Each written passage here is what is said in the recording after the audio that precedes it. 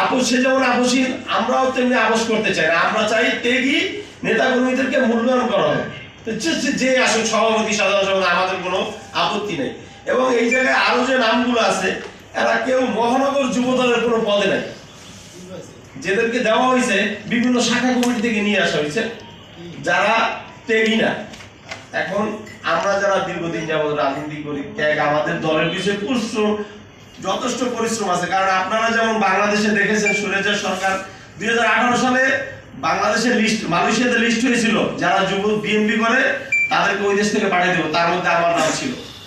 তো মিনাল মন্ডল যে তার বিগত স্বৈরাচার আসলে আমলে 4টা মামলা হয়েছিল মালয়েশিয়া হাই কমিশনের মাধ্যমে, মালয়েশিয়াতে হয়েছিল। তো এই ত্যাগী নেতাদেরকে বঞ্চিত করে আপনি একটা কমিটি দিলেন, আপনারা যা যে সভাপতি হওয়ার যোগ্য নাই, যার কোনো যুব দলে কোথাও কোনো পদ নাই। তো এটা আমরা সাধারণ যারা যুব দল করে, আমরা যারা কর্মী, ত্যাগী কর্মী, আমরা এটা মেনে নিতে পারছি না। কমিটিকে অবাঞ্ছিত ঘোষণা করলাম আজকে এখানে সাংবাদিক আপনারা আছেন, আপনাদের মাধ্যমে আমরা এই কমিটিকে মেনে নিব না। আমরা যেহেতু বাংলাদেশ জাতীয়তাবাদী দল করি, এই আদর্শে বিশ্বাসী, আমরা আমাদের রাজনীতি করে যাব, কিন্তু এই যুব দলের সাথে সক্রিয় হয়ে কোনো রাজনীতি আমরা করতে চাই না। মালয়েশিয়াতে আমরা আমাদের মতো রাজনীতি পরিচালনা করব। এবং যেহেতু এখানে আমাদের কেন্দ্রের কাছে আমাদের মাননীয় বিএনপির চেয়ারম্যান জনাব তারেক রহমান, মাননীয় প্রধানমন্ত্রী, তার কাছে আমাদের অনুরোধ থাকবে উনি যেন এই বিষয়টা একটু নজরে নেন, যারা ত্যাগী তাদেরকে মূল্যায়ন করেন। কারণ আমরাও বিদেশে যখন যাই, আমি 2012-তে যখন যাই, আমি প্রেস ক্লাবে 2-3টা প্রোগ্রাম হয়েছিল ফেলানি হত্যা মামলা, তখন আমি ওই মামলার আসামি হই, মানে প্রোগ্রাম করার কারণে। তারপরে আমি দেশ ছাড়ি, আমার বাবা মা মারা যায়, আমি দেশকে আসতে পারি না এই দল করার কারণে। আমরা ত্যাগী, আমরাই যদি কমিটিতে কোথাও মূল্যায়ন না পাই, যাদেরকে আপনার এখন সুদিন কোনো টাকার বিনিময় বা কোনো যে কোনো একটা কিছুর বিনিময়ে তো তাদেরকে কমিটিতে আমার মনে হয় দেওয়া হয়েছে। তো আমাদের একটাই অনুরোধ, আমাদের যুবদল এখানে আপনাদেরকে আমরা স্মারকলিপিও দিব কেন্দ্রে। একটা কোশ্চেন ছিল যে আপনারা বললেন তড়িঘড়ি করে 15 তারিখে দেওয়া হলো, যেহেতু 13 তারিখে নির্বাচন ছিল, তড়িঘড়ি করেছে, এই বিষয়টাকে আপনারা কিভাবে দেখছেন? তড়িঘড়ি কেন করলো তারা? এইটাই বোধগম্য।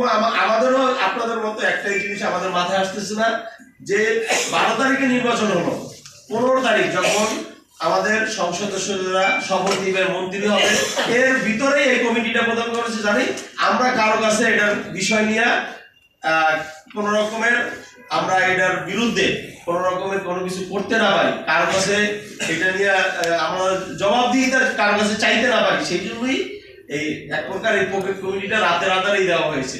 আমরা রাত্রেবেলায় জানতে পারি যে একটি কমিটি প্রদান করা হয়েছে। তো এই কমিটি কোনো পূর্ব প্রস্তুতি ছিল কমিটিটা? না, আমাদেরকে পূর্ব প্রস্তুতি বলতে আপনার মনে হয় মুন্না ভাই গত বছর জানুয়ারি মাসে আমাদের মালয়েশিয়াতে গেছিলেন, উনি তখন কর্মী সম্মেলন করেছিলেন। আমরা প্রায় 3000 লোক দিয়ে ওখানে যাকে সভাপতি করা হয়েছে উনি উপস্থিত ছিলেন না, এবং ওনার একজন কর্মীও সেখানে উপস্থিত ছিল না। এবং যে সাধারণ সম্পাদক হয়েছে সে 4-5 জন লোক নিয়ে ওখানে উপস্থিত ছিল, কিন্তু আমাদের যারা আমরাই ছিলাম, আমরাই সবকিছু করেছি। সে নিজের চোখে দেখে এসেছে এবং সে বলেছে সে মূল্যায়ন করবে। তো এইটা যদি মূল্যায়ন হয়, তাহলে রাজনীতি, আমরা যে রাজনীতি করি এটার মূল্যায়ন যদি এইটাই হয় যে যারা এতদিন ত্যাগ করছে, ত্যাগ স্বীকার করছে, তাদেরকে বাদ দিয়ে নতুন যাদেরকে দেওয়া হলো, যারা রাজনীতি পরিচালনাই করতে পারবে না।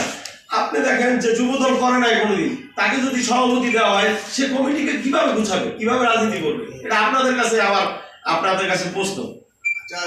আমাদের জাতীয় যুবদল কেন্দ্রীয় সংসদ নেতৃবৃন্দ জানাইছে যে 12 তারিখে দেশে জাতীয় ইলেকশন হলো, 15 তারিখ কমিটি কিভাবে দিলেন? আমরা এই ব্যাপারে অবগত নয়, কিভাবে করা হয়েছে কেন্দ্রীয় সংসদে অবগত করছেন? আমরা কেন্দ্রীয় সংসদে যুবদলের কাছে আমরা স্মারকলিপি অলরেডি রেডি করছি। আপনারা আজকে সাংবাদিক মালয়েশিয়াতে আমাদের সাংবাদিক সম্মেলন হয়েছে আরো 4 দিন আগে, ওখানে আমাদের মিডিয়ায় অলরেডি সাংবাদিক সম্মেলন হয়েছে।